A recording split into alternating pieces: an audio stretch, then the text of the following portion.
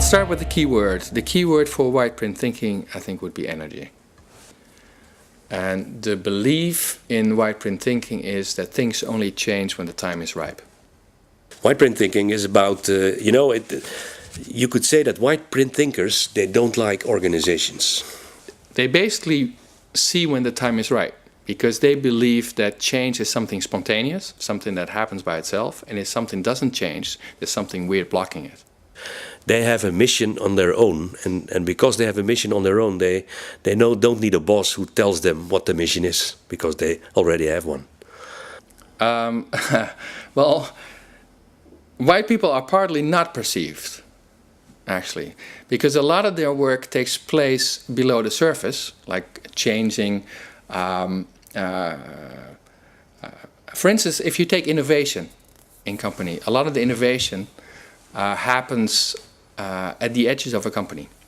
If you look at, there's wonderful research of companies that are older than 100 years, and all of them survive now based on competences that were developed at the edge of the organizations semi-illegally. Now, that development semi-illegally at the edge of a company is exactly Whiteprint thinking. And they do it at the edge because in the middle of the company it is hardest to pull it off, because you do something that nobody asked for.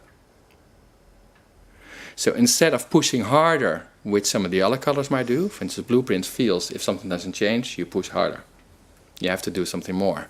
In white, they feel if something doesn't change, you shouldn't do more, but you should understand what blocks it and where the energy or the people are that want to move it forward. That's why you find Whiteprint thinkers among consultants and among scientists and people who have their own companies, and I think one of the most interesting examples of Whiteprint thinking is probably Wikipedia, because Wikipedia is something that nobody asked for.